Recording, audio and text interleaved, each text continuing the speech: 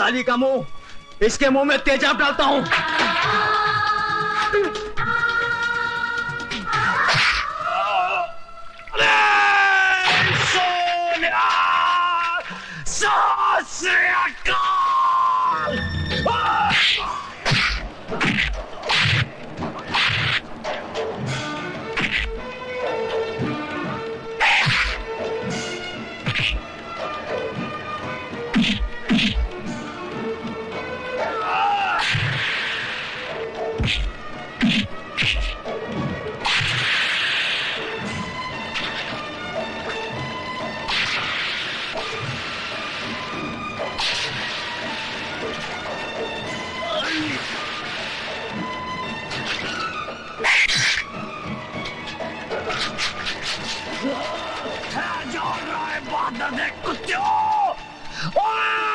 सरदार करतार सिंह तोड़े फटे चक देगा। क्या डरा रहा है बहादुर पेड़ के टकेलू। मिलोड, पिछले 30 सालों से मिस्टर ज्ञान प्रकाश इंसाफ के इस मंदिर की चौखट पर अपना माथा टेकते आए हैं। इस देवी के चरणों में श्रद्धा के फूल चढ़ाते आए, क्योंकि ये अब तक हर मुकदमा जीतते आए। लेकिन आज जब पहली बार इन्हें शिकस्त की हल्की सी झलक दिखाई दी तो ये बौखला गए। इंसाफ के इस मंदिर से इनका विश्वास उठ गया, इस देवी में इनकी श्रद्धा टूट गई और इन्होंने अपने हाथों में इंसाफ के तराजू की जगह दौलत की तलवार उठा ली। मेरी मुवक्किल माला को इस दुनिया से उठाने का फैसला कर लिया, उस पर कातिलाना हमला करवाया। अगर यकीन नहीं आता मिलॉर्ड तो आप खुद ही देख लीजिए माला के जिस्म पर पड़े हुए जख्मों के ये निशान।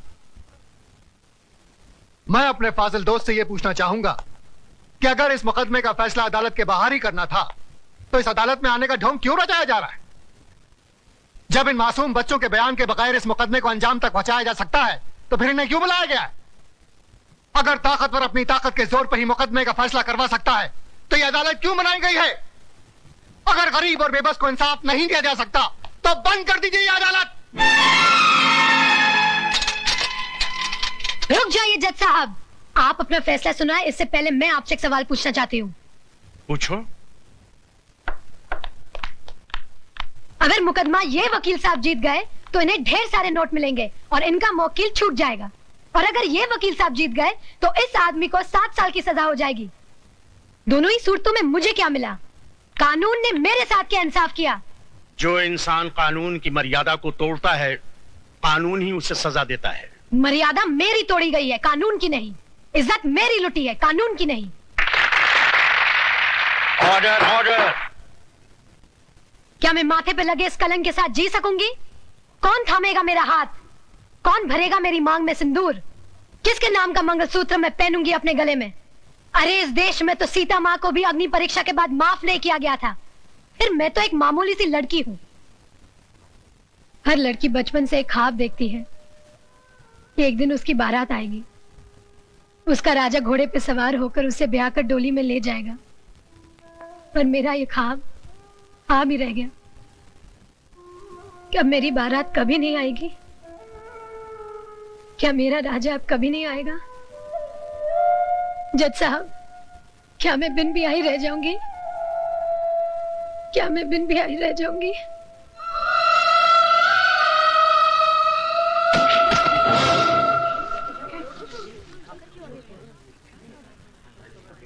हाँ, अपने आप को दादा कहते हैं।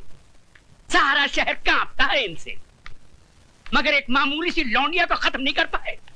अरे लानत है तुम पे और तुम्हारे आदमियों पे। अब खड़ा खड़ा मुंह क्या देख रहा है? Get the hell out of here you stupid asshole.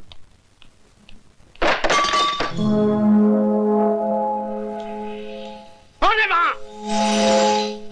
सामने आओ वरना गोली मार दूंगा। तुम किस किस को गोली मारेंगे साहब? एक गुनाह को छुपाने के लिए और कितने गुनाह करेंगे?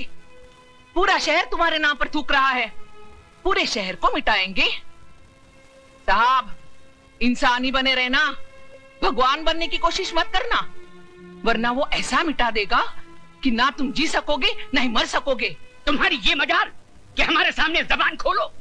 40 साल लगे साहब, 40 साल, तब जाके जबान खुली है। पैसों से बहुत बड़े हो गए, लेकिन इंसान छोटे रह गए। कौशल्या, तुम्हें तमीज नहीं मालिक से कैसे बात की जाती है? तुम तमीज सिखाओगी मुझे? जिसने तुम्हारे मर्द को पैजामे का नाड़ा बांधना सिखाया है? अरे बहू, जब घर में आग लगी हो तो पानी डालकर उसे बुझाया जाता है, लेकिन तुम उस आग में तेल डाल रही हो।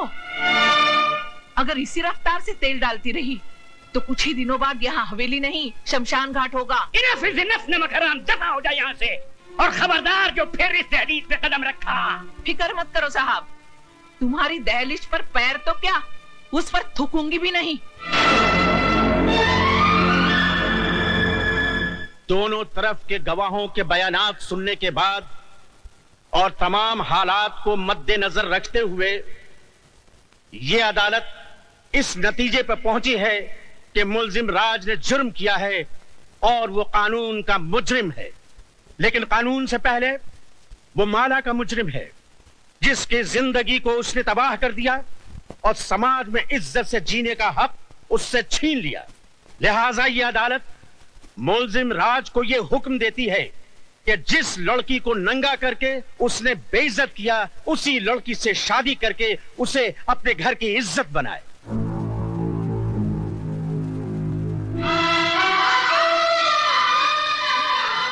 चौबीस घंटे के अंदर अंदर अदालत के इस फैसले की तामील की जाए।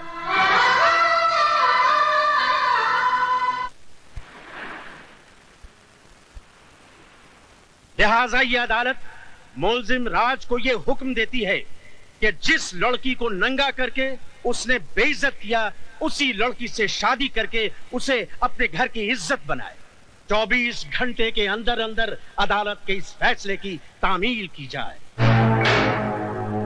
मैं किसी भी कीमत पर उस लड़की को नहीं अपनाऊंगा। हाई कोर्ट में मुकदमा लड़ूंगा, सुप्रीम कोर्ट तक जाऊंगा। जाओ, जरूर जाओ। आज तो हम सिर्फ इस शहर में बेइज्जत हुए हैं, कल हमें सारे मुल्क में बेइज्जत करो और परसों सारी दुनिया में, ताकि वो लोग जिनकी आज तक हिम्मत नहीं हुई थी इस हवेली की तरफ आंख उठा के देखने की, घर में घुस आए और हमारे मुंह पे थूके। तो क्या मैं दुनिया की परवाह करूं, अपनी जिंदगी की नहीं? उस मामूली लड़की से शादी कर लूं मैं? अब वो एक मामूली लड़की नहीं रही, अखबारों की सुर्खियां बन गई है वो। इस शहर के हर आदमी की बेटी बन चुकी है वो। तुम्हारी भलाई बस इसमें है कि तुम कोर्ट का ऑर्डर मान लो और उस लड़की से शादी कर लो, वरना ये घर तबाह हो जाएगा। मैं आपके लिए 7 साल की सजा काटने के लिए तैयार हूं, मगर उस लड़की से मैं हरगिज़ शादी नहीं करूंगा। जिस लड़की ने सुबह का सूरज तक न देखा हो, जिसे किसी चीज को हासिल करने के लिए कोशिश तक न करनी पड़ी हो, उसे क्या मालूम कि जेल की कोठरी क्या होती है, उसका अंधेरापन कैसा होता है। अगर आप नहीं चाहते कि मैं 7 साल की सजा काटूं, तो क्या उम्र भर की सजा भुगतूं उस लड़की से शादी करके, अपनी जिंदगी तबाह कर लूं? शादी तुम करोगे, लेकिन अपनी जिंदगी तबाह करने के लिए नहीं, बल्कि उसकी जिंदगी तबाह करने के लिए।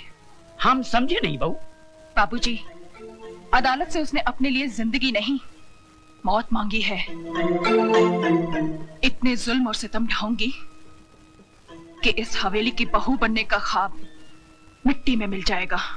सर्वमंगल मांगल्ये शिवे सर्वार्थ साधके शरण्ये त्र्यंबके गौरी नारायणी नमस्तुते। अपनी पत्नी की मांग भरो।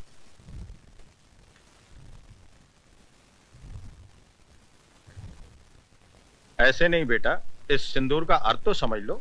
तुमने एक बार अपनी पत्नी की मांग में सिंदूर भर दिया तो तुम्हारे जीते जी ये सिंदूर कभी नहीं मिटेगा।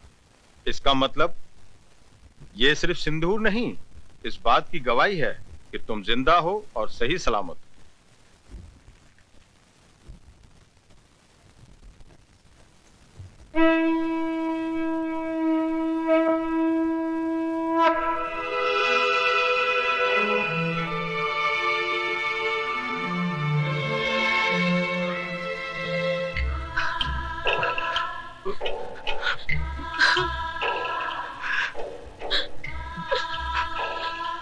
जा बेटी जा, मैं वाहिगुरु से झोली फैला के तेरी खुशियों की भीख मांग लूंगा। जा।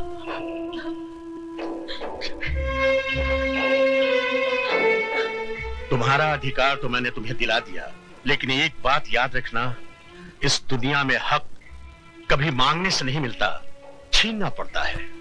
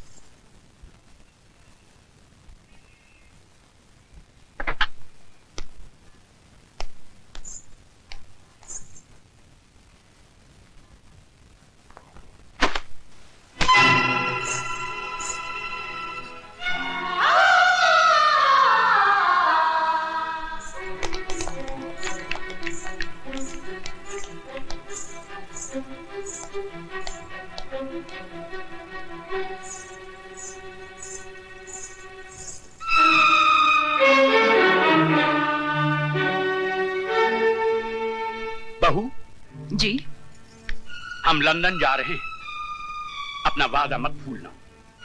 हमारे आने से पहले ये कूड़ेदान का कचरा इस घर से बहुत दूर होना चाहिए। आप फिक्र मत कीजिए बाबूजी, ऐसा ही होगा।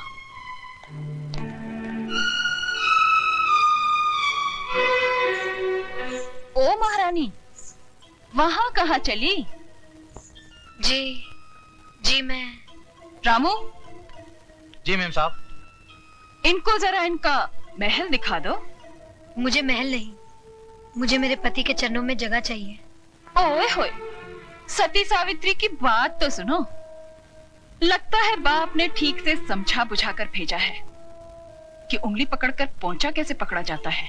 कान खोलकर सुन ले, इस घर में मालिकों का कमरा अलग और नौकरों का कमरा अलग है। रामू जी, ले जा इसे नौकरों के कमरे में। आइए बहुरानी। खबरदार जो इसे किसी ने बहुरानी कहा, ये नौकरानी है, सिर्फ नौकरानी। शारदा, ये क्या कर रही हो तुम? ऐसा सलूक थोड़ी किया जाता है। तुम चुप रहो जी। खबरदार जो तुमने इसकी तरफदारी की तो जाओ, जाके अपना काम करो।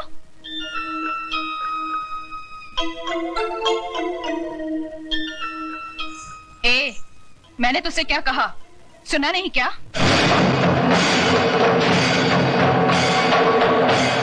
सुनो बड़ी बहुरानी, ये सिंदूर बाजार में 2 पैसे में जरूर मिलता है, लेकिन जब किसी औरत की मांग में भर दिया जाता है तो इसकी कीमत भगवान भी नहीं चुका सकता। फिर तू क्या चीज है? मेरा कद भले ही 5 फुट का है, लेकिन मेरी जुबान 10 फुट की है और हाथ 20 फुट का। दोबारा तमीज से बात नहीं की तो उसी म्यूनिसिपालिटी के स्कूल में भर्ती करा दूंगी जहाँ तेरा बाप चपरासी है। तूने मेरे बाप को गाली दी? मैं तेरे बाप को गाली क्यों दूंगी? तू तो खुद तेरे बाप के लिए एक गाली है, वरना अपनी छोटी बहन की दलाली करने यहाँ नहीं आता, समझा?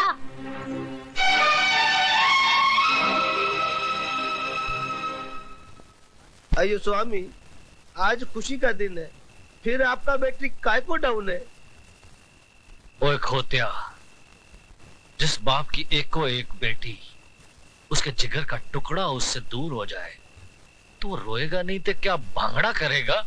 देखो दारजी, हॉर्न का वायर ब्रेक में मत घुसाड़ो। अरे हमारा बहन कितना बड़ा घौर में शादी करके गया है। ये भी कोई शादी थी? मेरी बच्ची की ख्वाहिशें उसके दिल में ही रह गई। कैसे कैसे ख्वाब देखे थे उसने, बैंड बाजे के साथ उसका दूल्हा घोड़ी पे सवार होके बारात लेके आएगा, हजारों लोग उसके ब्याह में शरीक होंगे। इतना शोर ना शनाई, ऐसे बिना हुई बच्ची जैसे टोली में नहीं आरती में जा रही हो। दारजी, सदियों से माँ बाप के घर से बेटी ऐसे ही विदा होती रही है। आप तो सिर्फ दुआ कीजिए कि उस घर में खुश रहे।